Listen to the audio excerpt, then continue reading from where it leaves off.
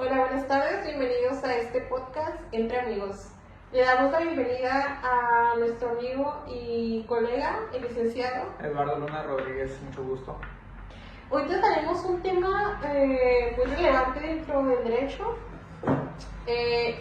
Y si tú eres estudiante o alguien que pues, se quiere informar o que está interesado en todo este tipo de temas, este episodio es para ti. Más que nada cursando la carrera de Derecho. Ajá, Y especialmente enfocado materia en Derecho Internacional, que a eso va, pues, este podcast, se podría decir. este episodio. Este Ajá, este episodio es para ustedes. Acompáñanos. Pero ustedes se han preguntado cómo surge el nombre o cómo toma el nombre de Doctrina Estrada. Le cedemos la palabra a nuestro colega. Muchas gracias, licenciada Maribel. Pues antes de empezar con lo que es prácticamente ya el tema de Doctrina Estrada, remontémonos a unos años atrás, muchísimos diría yo, con el diplomático, historiador, novelista, bibliográfico, Genaro Estrada Félix, que este personaje nació el 2 de julio de 1887 en el bonito puerto de Mazatlán, y de ahí parte pues esta idea, bueno, no como tal, pero pues de ahí va, ¿no? Pues en todas sus historias, más que nada en sus informes, sus investigaciones y todo eso, llevó a cabo una idea de la doctrina Estrada, pero no como tal, sino que más bien es una interpretación un poco más amplia y más, pues, adjunta a lo que venía siendo en la época en la que vivía, ¿no? Pero surge, pues, más que nada de la doctrina Carranza, que también fue una doctrina muy importante en su época, ¿no? Y lo sigue siendo, solamente que ahora se puede decir que evolucionó a la doctrina Estrada. La doctrina Carranza tenía una ideología, muy similar a la doctrina Estrada, que también hablaba sobre, pues, un México independiente y soberano, más que nada, sin, pues, intervenciones con otros países o que otros países intervinieran con el mismo México. Y la doctrina Estrada toma estos argumentos para llevarlo a cabo en su época, que pues también estos principios, lo que es el principio de no intervención y de un México soberano, rechazaba en su tiempo que los países tuvieran la aceptación de otros países para que este gobierno fuera válido y legítimo. Y permítame que le interrumpa, licenciado, pero yo siento que fue más bien una forma como de rebelarse hacia la época en la que estaba, ¿no? Porque como retomando lo que usted acaba de decir, antes era como que tenías que tener como la aceptación de los demás países para que tú tuvieras como cierta validez, como lo que tú dijeras o las decisiones que tomaras tuvieran validez. Sí, exactamente. Ajá. Entonces ahí es donde entra la importancia de la doctrina Estrada, la importancia de la idea que tuvo este historiador, que en ese tiempo era, si no me equivoco, era el secretario de Relaciones Exteriores. Justamente eso. Y pues fue una doctrina muy importante, porque rechazando esta idea de que los países tuvieran que tener la aceptación de otros para ser válidos, fue algo que, pues, digamos, molestaba, ¿no? Y pues implementó esta idea primero, porque pues no surgió como doctrina, sino como idea, la fue investigando y la fue proporcionando, a diferentes áreas de derecho, y nace como doctrina para estar plasmada, no como tal, pero daba, ¿cómo se les podría decir? Que era como lo comentaba el licenciado, retomando lo que él decía, era básicamente como una ley no escrita, pero sin embargo que se respetaba. Exactamente. Y pues retomamos un ejemplo de esto, de la doctrina Estrada, para que se comprenda un poco mejor. Hubo pelea, bueno, no pelea como tal, una problemática que fue entre Cuba y Estados Unidos, por allá por el 1960, 1962, perdón, que Cuba, después de la Segunda Guerra Mundial, Cuba y Estados Unidos tenían una relación muy amigable, digamos, entre países, claro, pues hay que ser respetado en eso también, y que pues Cuba exportaba azúcar y pues Estados Unidos, chido, les aceptaba todo, ¿no? Pero a partir de que este personaje llamado Fidel Castro era un personaje no muy querido en Estados Unidos porque su política no estaba contra la que Estados Unidos le favorecía, perdón. Entonces Estados Unidos quería derrocar a este personaje, pero y apoyaban a Batista. Pero una vez que Fidel Castro llegó al poder, Estados Unidos como que dijo, ¿sabes qué, Cuba? Apártate, como que no querían cortar esa relación. No fue hasta que la CIA, en un intento por tomar el poder, bueno, no el poder como tal, pero quería invadir el puerto de Cochinitas en Cuba, fue la causa de que, ¿sabes qué? Dijera Cuba, ¿sabes qué? Tú y yo, Estados Unidos, cortamos relaciones y ahí estuvo. Y es cierto, licenciado, porque fue en ese momento cuando excluyeron totalmente a Cuba de la Organización de los Estados Americanos. Ajá. Justamente por esa problemática, ¿no? Y pues qué feo. Y tomando la doctrina Estrada, entra como partícipe en que México en ese entonces no rompió relaciones con Cuba, se siguió manteniendo y Cuba no intervino en México. Entonces es ahí donde tenemos un concepto algo entendible de lo que viene siendo la doctrina Estrada, perdón. Y pues en ese entonces pues la URSS también fue como que apoyó también a Cuba y lo agregaron para que pues le siguieran exportando petróleo por parte a Cuba, perdón. Y permítame que le interrumpa, licenciado, pero de una forma como más explicativa o más entendible para los estudiantes que nos están viendo, claro, ¿no? Y para las personas que estén interesadas en el tema, la doctrina Estrada básicamente es un principio que va ligado con la soberanía, la intervención de la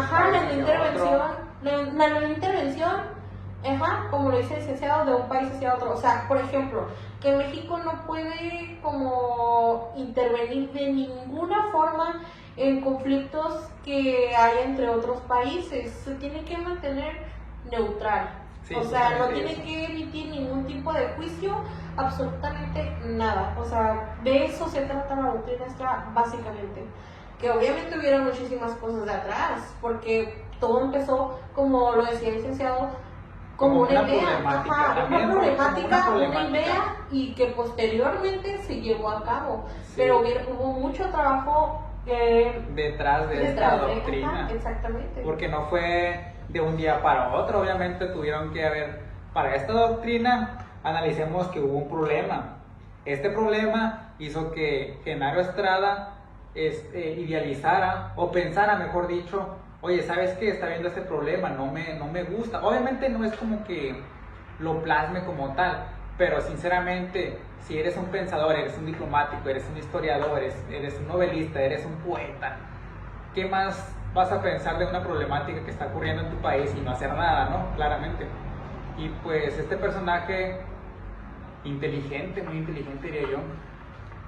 Ok, entonces esto básicamente también, o sea, otra forma por las que surgió, se podría decir, es porque el señor Genaro Estrada, como lo comentaba el licenciado Eduardo, vio una problemática, y esta problemática era de que no tomaban en cuenta a su país por un cambio político que había habido anteriormente.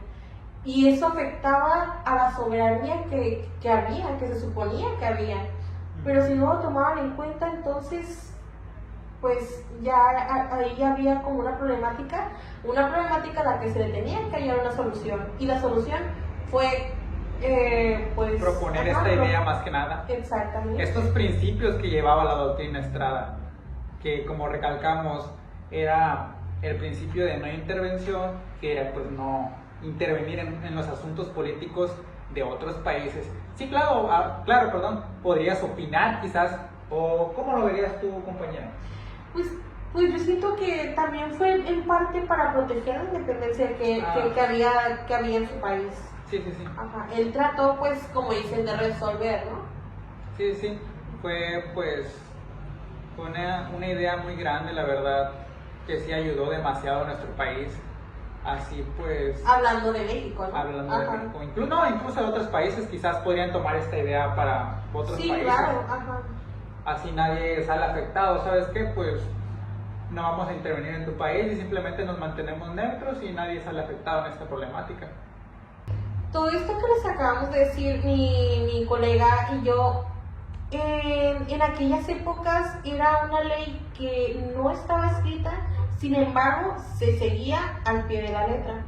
Hoy en día está regulada en el artículo 2.7 de la Carta de las Naciones Unidas y ya es una ley escrita, o sea, ya es algo que nos rige como Estado, más que nada, como sociedad. Como país, como Estado, como sociedad. Entra pues absolutamente todo. Entonces, un ejemplo práctico que podríamos retomar de todos los puntos que acabamos de decir, podría ser que antes, cuando había pues una revolución, un conflicto entre países o alguna situación, ¿no? entre países, México no tomaba partida, sin embargo se iba como tomaba partida del país que tuviera como más poder. Y hoy en día México se mantiene neutral, o sea, no toma partida de ninguno de los dos países en los que haya o exista un conflicto. Dentro de la doctrina Estrada existen 3 principios que defiende. El primero es el de la no intervención, que como su palabra lo dice, por ejemplo, México no interviene en los conflictos que existen entre otros países. El otro principio que defiende es la autodeterminación de los pueblos. Justamente, que es un principio que actualmente considero yo que es muy importante, porque es la autoridad de los pueblos de elegir cómo su propio estado se gobierna. Entonces, eso actualmente está regulado. ¿Por qué? Porque el pueblo decide quién manda y cómo se va a regular su forma, cómo se va a regular sus leyes, y prácticamente todo gira en torno al pueblo. El pueblo decide su gobierno. Y dentro del tercer principio que defiende está el respeto a la soberanía, que es prácticamente lo que acaba de decir mi colega Eduardo, el licenciado Eduardo. Es que, por ejemplo, pues ya definirlo, ¿no? De forma más práctica, México se mantiene libre, soberano, y no se somete ante los juicios o leyes de otros países. Justamente eso. Si lo fuera, sería un país esclavo de otro, más que nada. Y ya hoy en día, pues en México no existe la esclavitud. Exactamente. Ya es un país libre y soberano, como anteriormente se estuvo recalcando, ¿no? Entonces, pues agradecemos más que nada a Genaro Estrada por esta doctrina, que igualmente la retomó de Carranza, que pues, su inspiración. Sí, fue una inspiración muy, muy lógica, muy aportable a la sociedad, porque con ella pues el país se ha mantenido en orden, diría yo, y pues no ha tenido tanta problemática con otros estados como otros estados con otros estados. Entonces eso definiría pues un país muy estable, la verdad.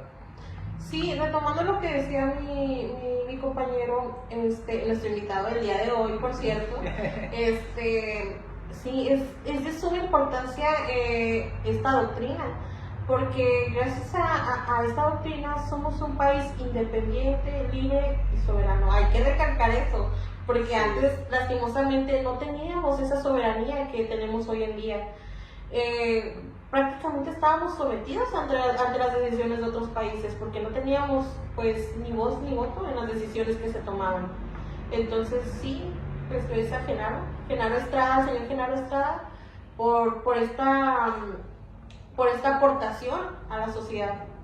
Y pues a la rama del derecho también significativamente ayudó demasiado en el pues derecho internacional, digamos, porque pues es un área muy amplia y pues muy importante para el Estado. Como conclusión, para todas las personas que nos están viendo, y sobre todo para los estudiantes, que es un tema muy relevante dentro de la rama jurídica, la doctrina Estrada es un gran ejemplo de cómo México ha buscado defender la soberanía y la no intervención de otros países hacia las decisiones que nosotros tomamos y las decisiones que otros países toman. He ahí la importancia de mantener una relación respetuosa, cordial y solidaria entre otras naciones. Yo creo que es lo rescatable de todo esto que les acabamos de decir. Exactamente, justamente como lo comentó, pues al final de cuentas las problemáticas nos han llevado pues a esta doctrina, no a nosotros, a Genaro Estrada, y pues esa doctrina, como lo comentó la compañera, ha mantenido un país muy estable y que pues como sociedad también lo hemos mantenido así hasta el día de hoy. Y pues si te gustó este episodio, no olvides compartir y dejarnos sus comentarios para ver qué otro tema podemos tocar en el siguiente episodio. Por último, que ya esto no es parte de nuestro trabajo, profe, queremos dejarle pues un mensajito aquí en nuestra tarea, en nuestro proyecto final. Queremos, pues hasta ahora se le hizo conocernos. Mucho gusto, mi nombre es Maribel. Mi nombre es Eduardo Luna Rodríguez, que pues no habíamos tenido el gusto de conocernos físicamente y vaya, que pues nunca puse mi foto de perfil en la materia, una disculpa la verdad, pero pues queríamos agradecerle mucho por habernos impartido esta materia de Derecho Internacional Público. Fue una materia muy agradable, la verdad, que algunos quizás lo quieran retomar como una materia tediosa o así, que quizás sí lo fue, pero dejando de lado ese punto, fue una materia muy bonita porque en base a eso aprendimos a redactar más o menos pues mejor nuestras tareas, nuestros formatos, investigar un poquito más a fondo pues la información, vaya. Y pues sinceramente muchas gracias por impartirnos esta materia, la verdad. Fue un placer haberlo tenido de maestro. Sí, fue justo lo que le comentaba ayer, profe, que la verdad me sirvió muchísimo a mejorar en cuanto a la entrega de tareas. No me refiero a los tiempos, sino a la forma en la que yo redactaba mis tareas, en las investigaciones y en hacerme más al hábito de la lectura. Y me dejó muchísimas cosas buenas. Muchas gracias, la verdad. Gracias por sus palabras de la clase de anoche, la clase anterior, la última. Y que ojalá que nos vuelva a dar clases, porque la verdad es de los pocos maestros con los que hemos tenido yo en lo personal, como que hemos tenido como ese acercamiento y que nos ha dado, pues alentado a que sigamos echándole ganas y que sí podemos, que nadie nos diga que no podemos, porque sí podemos. Muchas gracias, profesor. Gracias. Nos vemos.